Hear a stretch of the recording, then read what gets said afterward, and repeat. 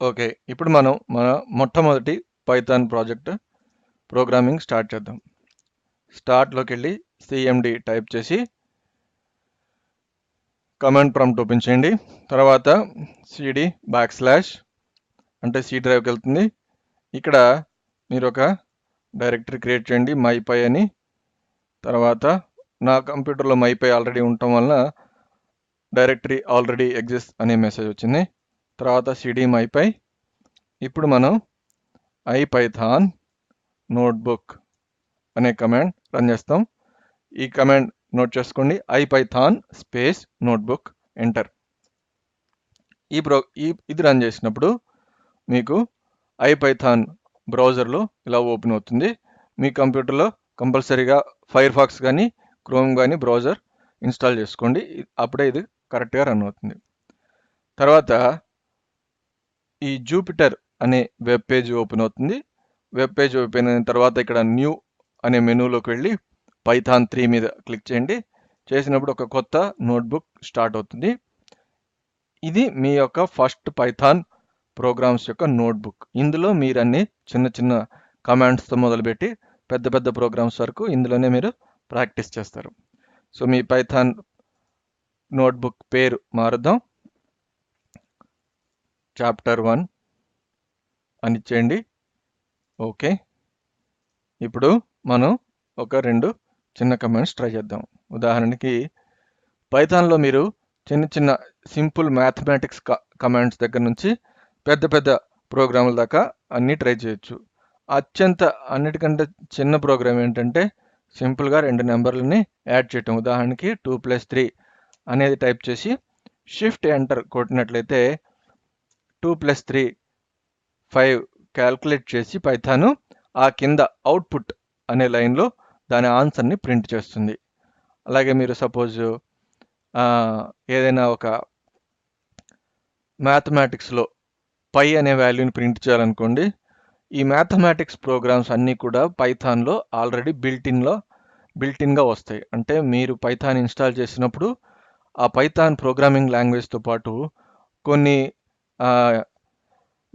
Already రాసేసిన programmes ఎక్కువగా మనం వాడటానికి అవసరమయ్యేవి పైథాన్ ఇన్స్టాల్ చేస్తుంది.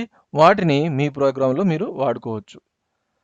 సో అవన్నీ వాడుకోవాలంటే మీరు ఇంపోర్ట్ అనే కమాండ్ వాడాల్సి ఉంటుంది. ఉదాహరణకి ఇంపోర్ట్ మ్యాథ్ అన్నప్పుడు మ్యాథ్ అనే మాడ్యూల్లో ఆ ఒక లైబ్రరీ అది, అందులో ఉన్న అన్ని ప్రోగ్రామ్స్ మీకు అవైలబుల్ అవుతాయి. ఇప్పుడు నేను math.py ప్రింట్ math.py అని ఇచ్చి మళ్ళీ షిఫ్ట్ ఎంటర్ కొడతాను. కొట్టినప్పుడు మ్యాథ్ అనే లైబ్రరీలో ఉన్న అన్ని ప్రోగ్రామ్స్ని పైథాన్ రీడ్ చేస్తుంది. తర్వాత ఆ మ్యాథ్ మాడ్యూల్లో ఉన్న పైథాన్ అనే వేరియబుల్ యొక్క వాల్యూని ప్రింట్ చేస్తుంది. ఇక్కడ మనం వేరియబుల్ అనే మాట వాడాం. వేరియబుల్ అంటే ఏంటో ఇప్పుడు చూద్దాం. ఒక వేరియబుల్ అంటే ఉదాహరణకి ఏజ్ = 16 అన్నాం అనుకోండి. ఇక్కడ మీకు మ్యాథమెటిక్స్లో XY అనే వేరియబుల్స్ ఉన్నట్టే పైథాన్లో కూడా మీరు వేరియబుల్స్ని వాడుకోవచ్చు. ఉదాహరణకి ఒక వేరియబుల్లో 16 అనే వాల్యూ పెట్టాం. ఇప్పుడు దాన్ని ప్రింట్ చేసినట్లయితే ప్రింట్ అనే కమాండ్ వాడి దాన్ని ప్రింట్ చేస్తాం. ప్రింట్ చేస్తే ప్రింట్ ఏజ్ అనే కమాండ్ రన్ చేసాం. మనం చేసినప్పుడు ఏజ్ వేరియబుల్లో 16 ఉంది కాబట్టి 16 ప్రింట్ అయింది. ఇక్కడ మనం ఈ ప్రింట్ కమాండ్ని మళ్ళొకసారి జాగ్రత్తగా గమనిద్దాం. మనం ఫస్ట్ ఏం రాసాం? ప్రింట్ అని రాసాం.